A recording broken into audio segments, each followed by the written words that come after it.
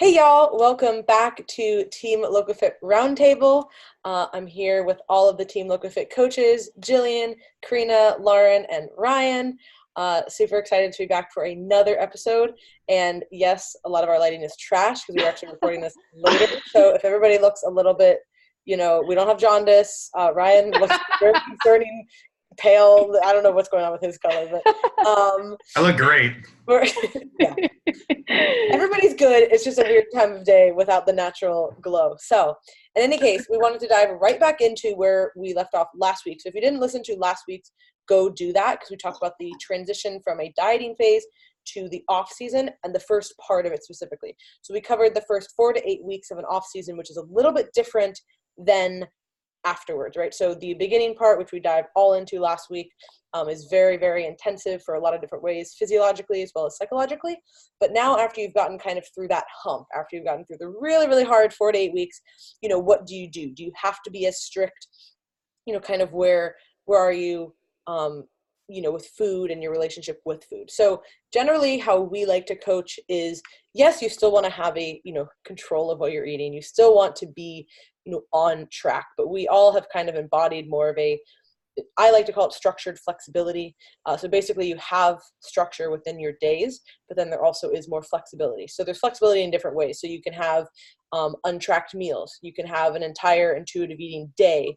You can have just estimations where you're still, maybe trying to hit certain targets, but you're not necessarily like plugging everything in perfectly or weighing it to the gram. Like, was this 100 grams of rice or 105? So there becomes a little bit more of that relaxation factor, but it's still like you're not just eating whatever you want, because then if you are trying to have a certain goal, whether it is physique goals or strength goals, which is what most people listening here are probably interested in, or even health goals, you still need to have some kind of structure to your food. So I'd love to hear you guys chime in on this, but basically that first 4 to 8 weeks is very different than kind of after you've gotten through that really hard phase, and you don't want to enter this more flexible phase until you feel, let's just say, more normal. You feel more stable. And I'm sure you guys hear this too with your clients. Like, those are the words they use. Like, I feel back to myself. I feel I'm not as food focused. Like, I, have normal energy again. Like, I feel great. So it's a very distinct turning point. And that's kind of when I know, okay, this person is ready to enter into this next phase of the off season. Yeah, I think of course it depends on, the level of experience with clients, where you would add in like untracked days or intuitive meals and stuff like that. But I think that's something that you have to kind of work with the client, and whether or not they're in a place mentally where they can handle an untracked meal. But of course, having guidelines around that, like, have a few protein meals and then have like this dinner, and you can structure it the way you want, whether it's deciding what the client likes. Maybe she likes burgers, tell her to go get a burger and sweet potato fries, and then that would be her untracked meal. So you can structure it different ways to kind of make them more comfortable, but I think it depends on the level of experience with the client, whether or not to throw that in earlier or sooner, as well as whether or not to structure it that way. It's a really good point. I didn't mention that. But yeah, it's going to be a little bit different for somebody who's less experienced versus somebody who's more experienced, and they kind of understand portions better. They understand how they respond to food better and kind of how they act around food, versus somebody who is more novice, might not have that grasp yet on all those parameters. Yeah, and then I was going to say with that, also thinking about kind of long-term goals. So if this is somebody, and we touched on competitive athletes last week, especially in the first 4 to 8 weeks, if you are still somebody that's looking to step on stage in the future, still keeping that long-term goal of getting back on stage in mind while you're in the deeper part of your off season. So I 100% think it is invaluable to have moments where you are going intuitive and you are going with untracked meals and things like that, just so you can regain some trust with yourself. Because I think a lot of times that trust kind of goes away when you are so restricted for so long. Mm-hmm. So in order to gain that back, I think that those things are extremely important to incorporate in the deeper part of the off season. But what I do like to see is, even with that, people still trying to prioritize their protein intake, because I think when carbs start to go, especially if you're tracking a little more loosely, when carbs and fat start to creep up a little higher, the protein can tend to kind of fall back a little bit. So making sure that we're keeping the protein up just to optimize our training and our muscular development in that off season, putting the calories to good use in that fashion. And then also making sure that if we're not, I'm going to say diligently tracking, like not tracking down to the gram, that we still have a appropriate split of carb to protein to fat.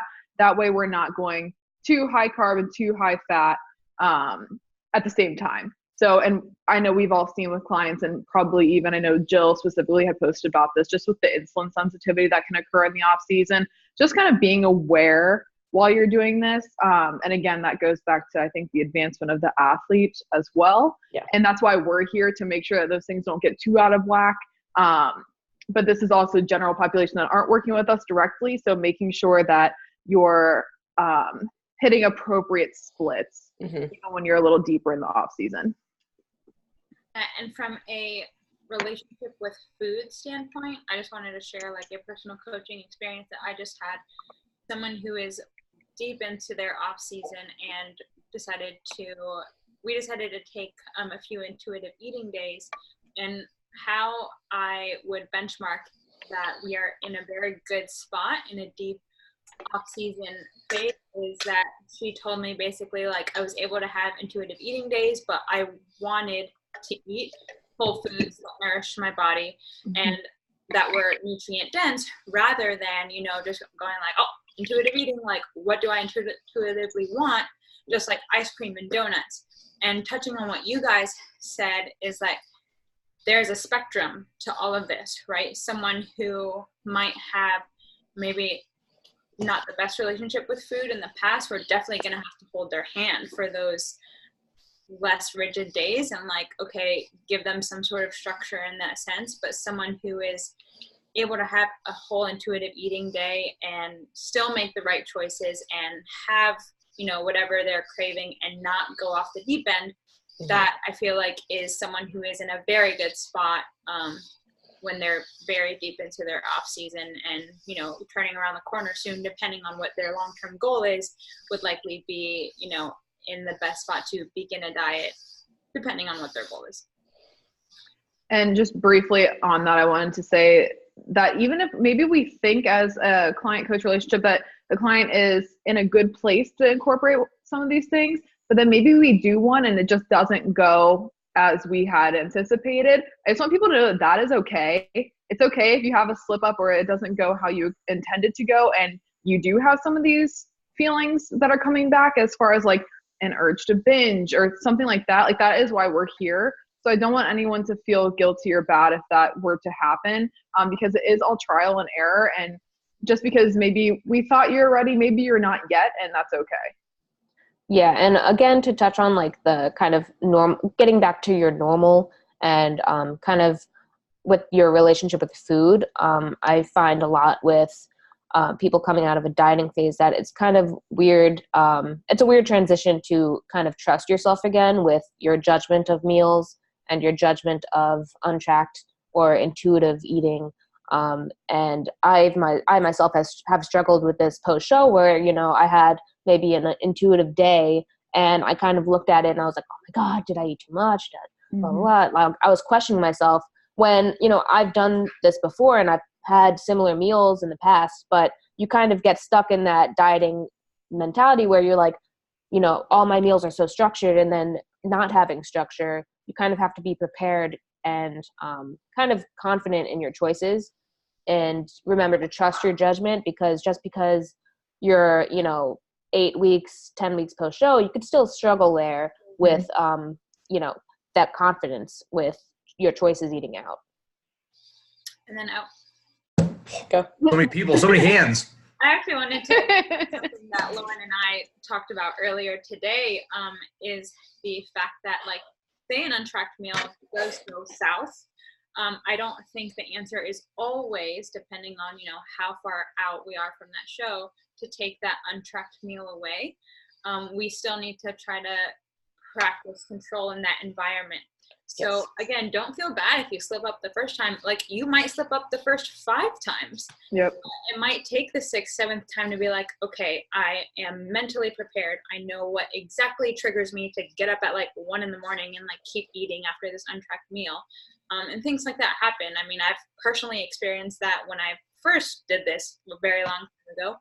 So I definitely understand that aspect of it. But back to what Lauren said, which I'm harping on because I feel like is extremely important. Like, it's okay if you mess up. You know, you are not preparing for a show anymore.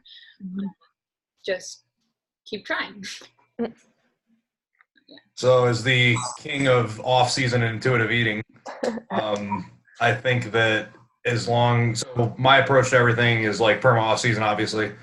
I always track my protein. I make sure that my protein the protein needs are being met by high quality animal sources, eggs, meat, whatever. And I look at the scale and I look in the mirror. If I need to gain weight, then I eat more carbs and fats. If I need to lose weight, I eat less. Those are just general measuring sticks, and that's the entirety of being not narcissistic about tracking numbers. So if you're getting to a point where like you're totally away from tracking, you're not getting on stage, you're just looking at like general life plans and how to eat in a unstructured world, make sure you hit your protein, and then you're already getting, you're getting more than half of the battle done just by making sure you get your protein needs. Because if you're eating enough protein, you're not going to be starving. You're not going to be eating a bunch of junk food just to fill in the hunger signals. So that's just my limited view of that. No, but it's important too, because even though you are, and obviously we joke like you eat high calorie all the time, which you do, but you still do. It's not like you're just like eating like a slob kebab all the time sometimes, but not all the time. Like you are measuring. Look who's talking, but like you measure, your protein sources every day, and you are making sure that you're getting high quality stuff, even if it is high calorie, still focusing on high quality foods, which is actually something that we as a team are going to be releasing some new things in the future, hopefully in the very near future, which we will keep you guys posted about. But we do, everybody does have different meal goals and different, macros where they're at in a different place, kind of, where they are calorically, whether it's their goals or just their metabolism at that time. So it can get really confusing. So that's really why we've decided to come out with this thing that we will talk about in the near future. But this tuned. I just want to say that I literally opened this to look brighter, and I feel like I look even more emo somehow. Like I'm literally like see-through right now. It's like no, it's just like your hair blends in with the surrounding area, so therefore it is your face. It's just like my big old face is just like glowing. So that obviously a lot of this is going to come down to the individual person, which is why we give general recommendations, but this is why having a coach or having that accountability is really, really crucial to tailor to your goals. And that's ultimately what it comes down to. There's no right or wrong way to handle post diet. There really isn't, and everybody's looks a little bit different, and it's going to come down to that client and what they need at that time. So, and even if you have all these grand plans of doing it one way, that could completely change, and that's okay. You have to roll with it. Sometimes you have to completely regress with people and bring them, hey, let's hit these 2 things this week. Like it's like drinking water. Like that's the goal. Like it literally, and that can be a person who's very advanced, and they sometimes have to just regress to certain goals, and other times you can be right on it and everything's flowing really perfectly. So there's a lot of nuance there, but hopefully we cleared up kind of that off-season shift for you guys. If you have any questions, please let us know. And then the second topic today is going to be the idea of getting leaner isn't always the answer. So this is on my mind because I made a post about it earlier, and it's just something that has really kind of hit home lately because I've been going to so many shows. I've been going to shows myself for years, but now as a coach for years as well, and just seeing the same people competing or seeing their feedback, and I understand where they're coming from or what they're asking to do, like, oh, I'll just get leaner and I'll look better. And while to a certain degree, if you do get leaner, you will look better, there is a point of diminishing returns, especially for a natural athlete. You're not going to be able, if you're at a very low body fat, it's going to be really, really hard to maintain muscle mass. So when you're losing more weight, even if another pound of body fat, you're most likely going to lose muscle with that as well. And now you're probably just going to look a lot flatter and a lot softer overall. So sometimes it doesn't work like that. And again, this is going to depend on the client, and this is something that you will have to see as a coach with the client. This happens also too with lifestyle clients. This isn't just competitive clients. Obviously with competitive clients, it's a lot more extreme. But with lifestyle clients, a lot of times they think, oh, I'll just get lean, I'll just get leaner. What else is going on in your life? You know what I mean? Like how is your training? How is your relationship with food? How is your social life? How are your hormones? Like there's a lot of other things to consider. So getting leaner is the answer many times, but it is not always the answer. So I know that obviously we all feel pretty strongly about this. And really ultimately what I think this comes down to is people get lean and then they don't look how they want to, and they think it's because they're not lean enough. And it's usually because they don't have enough muscle mass. So if you're trying to achieve a specific physique, most people are not going to get there if they don't have the right muscle mass in the right places. Yeah. We see this a lot. Oh, sorry. Go ahead. We see this a lot with, just people who, again, like you said, who keep going to shows, show after show after show. And I've seen it more recently, honestly, with, competitors who jump into competing and they have really no solid foundation of muscle mass to really make that prep worth it.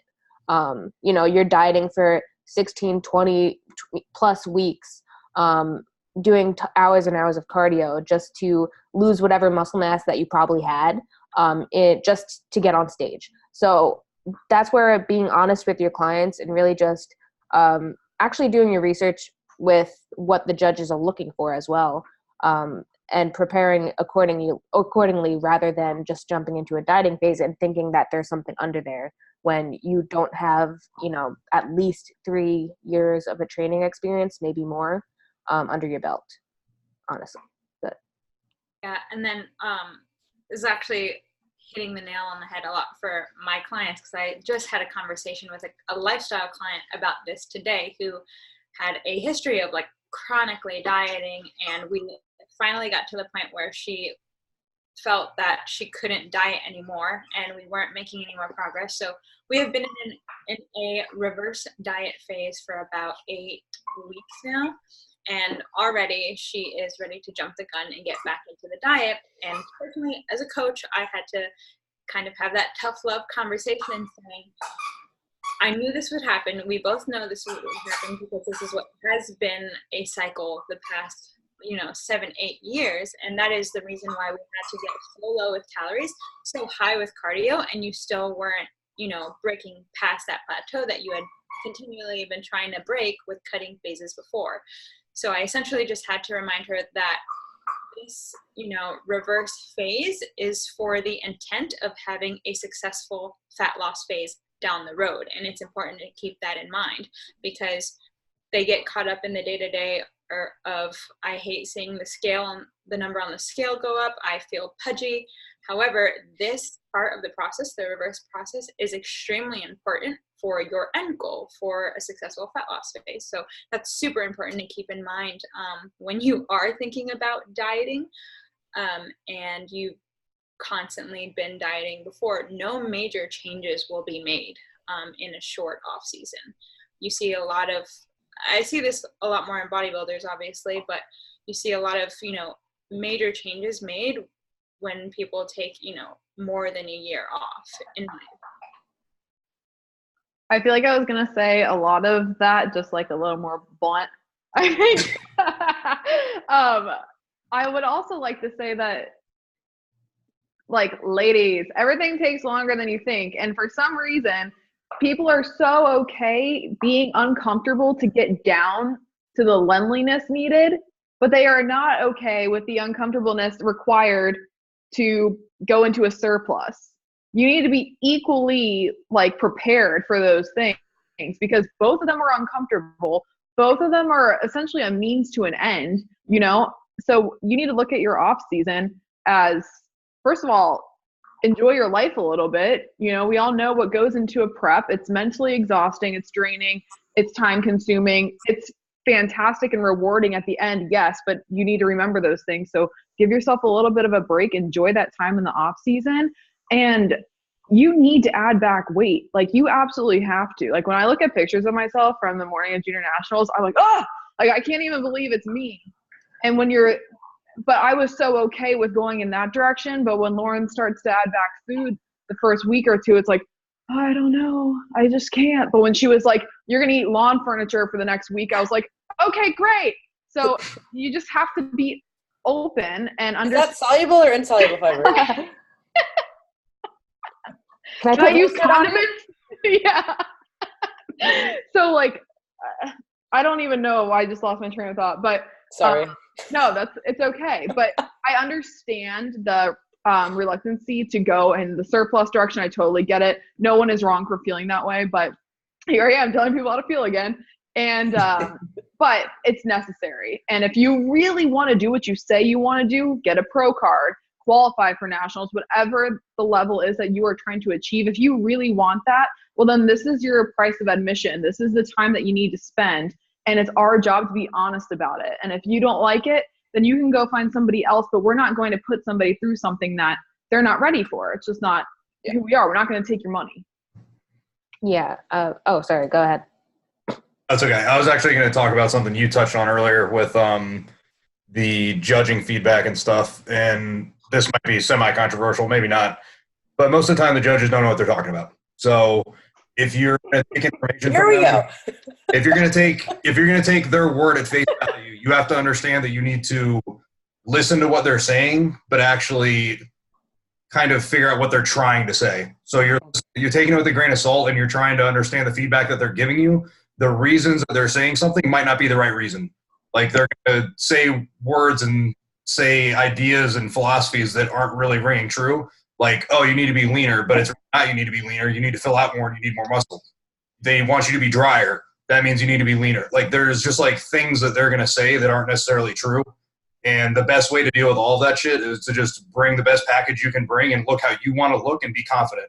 Because having confidence goes much farther than you trying to fit some shape or circle or box that they say they want to see. Because when you bring that package that they tell you that they want to see, they're not going to reward you for it. So take that. No, it's 100% true, babe, because a lot of times, and you'll hear them say, oh, get a little bit leaner, but get fuller here. You're like, how is that possible? Like in a week, you're like, oh, okay, that's what I was planning on doing, obviously. And so it's a little bit challenging. And even I've gotten feedback to where, perfect example was last year was, you know, you need to be leaner. Half the judges were saying you need to be leaner in certain areas, and the other half the judges were saying you need more muscle, which is obviously kind of confusing. But then when you really look at it, the reason that I didn't look as lean is because I didn't have enough muscle. So when you have more muscle, things just look a lot different, especially when we're talking about physique sport. But even again, looping it back to lifestyle clients, I have so many lifestyle clients like, I don't look how I want to look, or I'm looking at these people, and why is my physique not there yet? And I'm like, it takes a long time to build muscle, especially, again, everybody has different genetics. So some people are going to have way different insertions. Some people are going to have started lifting weights when they're 15 and now they're 30. That's going to be a lot different than somebody who's starting weight training at 30 and now they're 35 or whatever, just as an example. So I think it's really important to kind of keep all those things in mind. But, in reality, dieting is not always the answer, because getting leaner is not always the solution. And oftentimes taking time away and building more muscle is really, really critical. So to wrap this up, we just have one final point on getting sick and training, or just being sick in general, like what should you do? So, not like this is a super in-depth topic, but people do get sick a lot and kind of, what should you do in that situation? A lot of people, I feel so bad. First of all, don't feel bad that you get sick. I don't care. I care that you got sick, but I don't care that you missed a few days of your workouts. That literally does not affect really the grand scheme of anything. Obviously it's frustrating. And we all know that that's really hard, but if you are sick, do not go to the gym. Okay. Even if it's first of all, you might get other people sick. So that's a really bad, just protocol. That's not cool. Also, yeah. Don't do that, bro. But if you are sick, even if it is kind of minimal, it's not going to be, sorry, I lost my train of thought, Ryan. Even if you are a little bit sick, it's not going to help you to go to the gym. You're going to prolong the sickness the longer that you are in the gym. So I would say that if you kind of feel yourself coming on to anything like that, I would just immediately, take a rest day, maybe 2, kind of reassess how you're feeling, get some extra sleep, get some extra fluids, and then you can go from there. Because the worst thing to do is you start feeling sick and then you hammer it for 3 days in the gym. And now instead of being sick for 3 days, you're actually sick for 10. Okay, so being that I saw the freaking light this past week and I was out of the gym just dying, my biggest thing that I would like to say to people is when you do come back, that can be very frustrating because depending on how long you were out of the gym. So I was kind of iffy for about 10 days, kind of like what Lauren said, I was doing maybe I'll go today and it wasn't a good idea kind of thing. So then I ended up taking days off in a row because that is who I am as a person. And then coming back, physically I felt a lot better, but I still was probably a little dehydrated from the week before. My fuel was probably a little off just because God only knows what was happening. And just strength in general from lack of sleep, things like that all played a part. So, you know, if you go into the gym and you kind of feel better just because you don't feel like absolute trash, that doesn't mean you're going to have like a kick-ass workout your first time back. And just don't get frustrated by that. Be happy that you're back in the gym. Be happy that you're moving. I had a conversation with my friend Sarah, who said, you know, another thing that you can do to kind of modify your workouts is just dial back the intensity a little bit. So it doesn't always have to just be about sets, reps, load, things like that. It can also be the intensity that you're working at. So there's always things that you can modify, but just get back in there, get back on your schedule, because I find that when you come out of your workout routine, it can kind of be difficult to get back into it. Jill and I were talking about this earlier, just depending on how long you were out of it. So get back on it, and slowly but surely, as you start to replenish both food and hydration wise, your strength will return, but just don't get butthurt about it. Yeah. Yeah, I was also sick the past week, and it was like super frustrating because I felt like a zombie. Like I had to probably nap in the middle of the day. I was so tired.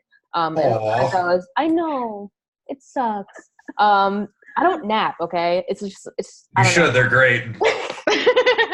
But, as I was like getting over it, like maybe the last, couple days, I was past the worst part of it. I got in the gym and I was like, I literally can only handle like maybe just getting a pump or something. And that's kind of what I ended up modifying, just to feel good, just to get moving and just get back in the groove, really. All I have to say is if you're sick, relax. I mean, you guys said it. I'm not going to say the same thing, but, don't push it. I think I barely get sick. And the one day I was sick, like, I don't know, a month ago, I felt sick after the gym. I took the next day off, and then the following day I was back to normal.